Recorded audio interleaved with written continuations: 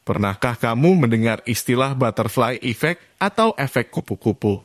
Istilah butterfly effect adalah gagasan umum yang sering ditemukan pada kisah-kisah fiksi ilmiah. Seperti kembali ke masa lalu untuk mengubah masa depan.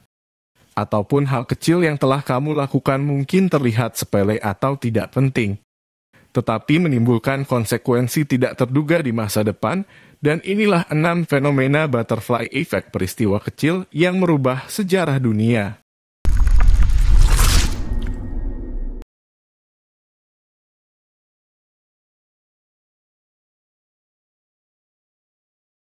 Saat Saddam Hussein dihadapkan pada tiang gantung di Camp Justice setelah kekalahannya dalam Perang Irak. Mungkin ia tak pernah menyangka kalau nasib apes yang menimpa dirinya ini ternyata disebabkan oleh seorang imigran asal Kuba yang bernama Elian Gonzalez. Meski tak secara langsung mengagas Perang Irak atau bahkan menjadi orang yang memberitahu Presiden Bush kalau Irak memiliki senjata nuklir. Keputusan Calais semasa muda untuk menyeberang ke Amerika secara tak langsung ternyata telah merubah sejarah dua negara. Karena tanpa adanya Gonzalez di Amerika, maka Bush mungkin tak akan pernah menjadi presiden Amerika. Sebelum berhasil menjadi presiden, Bush terlebih dulu harus melewati masa pemilu paling sengit di Amerika, di mana saingannya Al Gore sebenarnya jauh lebih diunggulkan. Tapi akhirnya Bush berhasil memenangkan pemilu setelah ia berhasil menang negara bagian Florida hanya dengan unggul 537 suara.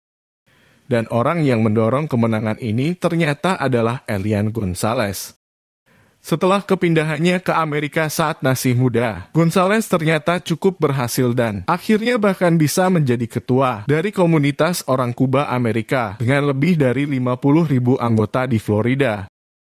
Pada masa pemilu tersebut, Gonzalez yang merasa tak puas dengan cara Partai Demokrat dalam memperlakukan warga imigran Kuba, akhirnya mengalihkan suara dari seluruh komunitas imigran Kuba yang awalnya merupakan pendukung Partai Demokrat untuk beralih dan memberikan suara mereka pada Partai Republik. Alhasil Partai Republik akhirnya memenangkan pemilu dengan calon mereka Bush yang akhirnya terpilih menjadi Presiden Amerika. Bayangkan saja jika seandainya Elian Gonzalez tak pernah menaiki kapal dan menyeberang ke Amerika. Maka Presiden Amerika saat itu adalah Al Gore yang jelas-jelas menentang Perang Irak. Maka otomatis serangan Amerika ke Irak tak akan pernah terjadi.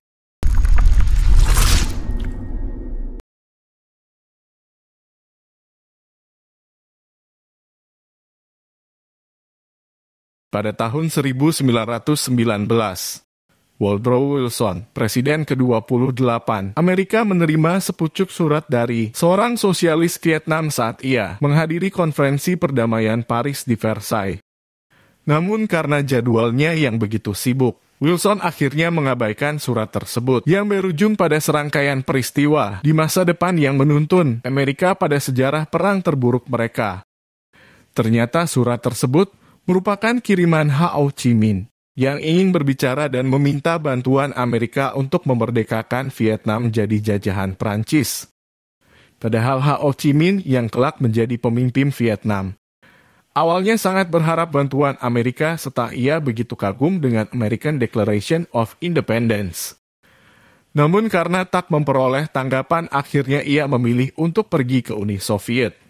Di Uni Soviet, Ho Chi Minh kemudian bertemu dengan Trotsky dan Stalin yang kemudian mengajarinya tentang paham komunis.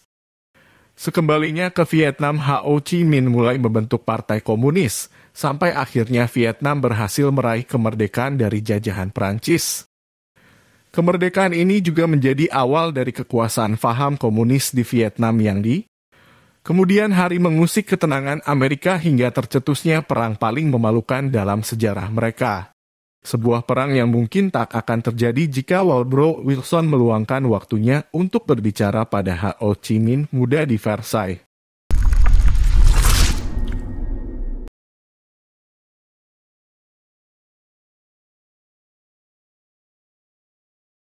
Saat Inggris memutuskan untuk keluar dari Uni Eropa, banyak orang yang bingung dan bertanya-tanya tentang alasan dibalik keputusan besar ini.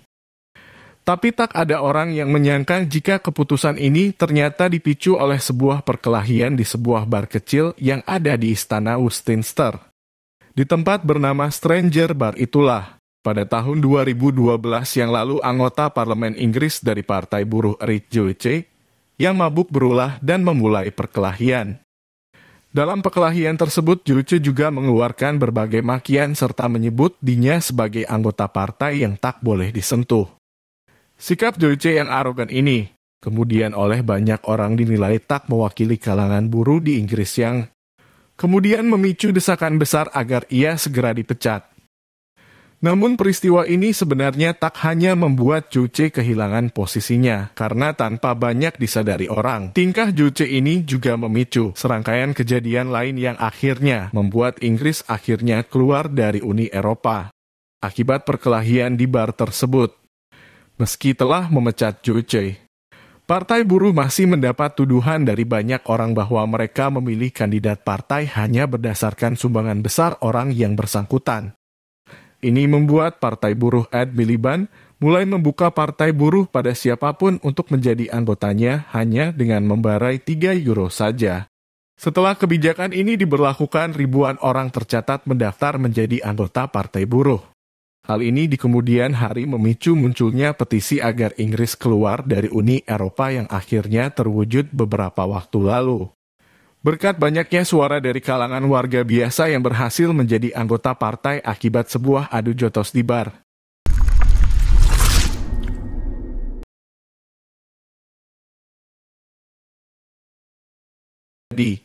Karena bukannya langsung pulang ke rumahnya, Franz justru memutuskan untuk terlebih dulu mampir ke tempat salah satu temannya. Ia kemudian menyuruh Surya untuk rute perjalanan mereka.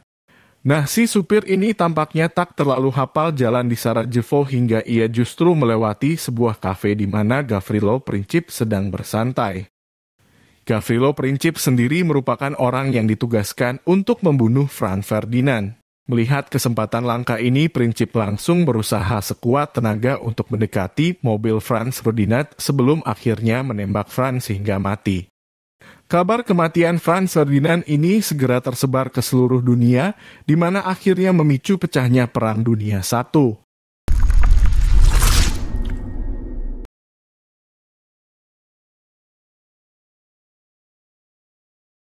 Nama Gunter Schabowski mungkin masih terdengar asing di telinga banyak orang.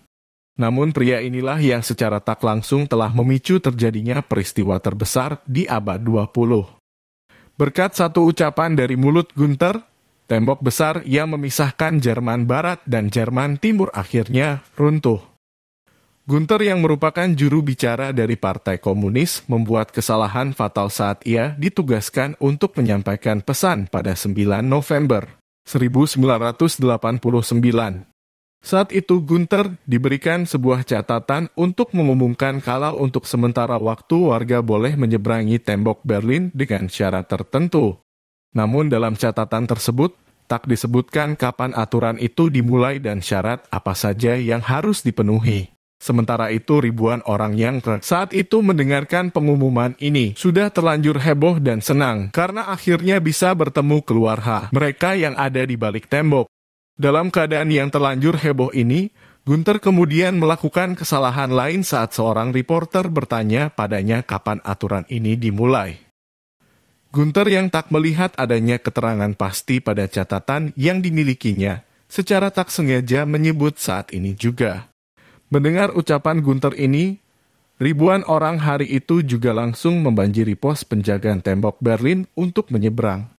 Di saat yang bersamaan, para penjaga yang bingung dengan regulasi yang ada akhirnya pasrah saja dan membiarkan orang-orang ini lewat begitu saja. Setelah peristiwa ini tak berselang lama, tembok Berlin akhirnya dirobohkan dan perpecahan antara Jerman Barat dan Jerman Timur secara resmi berakhir.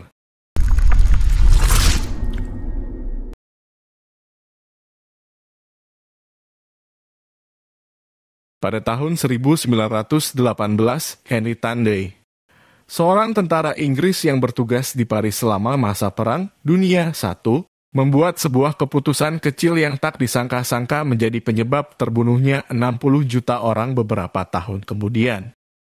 Saat itu ia yang sedang bertugas untuk menangkap Marco, akhirnya berhasil menaklukkan tentara Jerman. Tentara Jerman yang telah merasa kalah akhirnya memutuskan untuk mundur, namun salah satu di antaranya berhasil ditangkap oleh Tandey. Saat akan membunuh tentara itu, Tandey melihat bahwa orang tersebut terluka hingga akhirnya ia memutuskan untuk mengampuni nyawa tentara Jerman itu dan melepaskannya. Kebaikan hati Tandey ini akhirnya diabadikan dalam sebuah poster yang disebar ke seluruh dunia.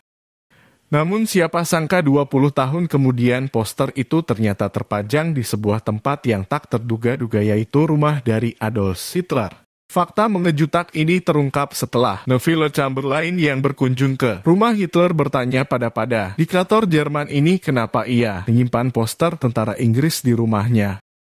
Dengan enteng Hitler menjawab, itulah orang yang hampir menembakku sambil menunjuk muka Tandey. Meski kisah ini banyak diragukan orang pada awalnya, namun beberapa tahun kemudian Museum Green Horse menemukan bukti kebenaran kisah ini dari sepucuk surat yang dikirimkan oleh asisten Hitler yang merasa berterima kasih karena Tandey telah mengampuni nyawanya. Andai saja Tandey saat itu menarik pelatuk pistolnya dan membunuh Hitler muda, maka perang dunia tak akan pernah pecah dan jutaan orang tak akan kehilangan nyawanya.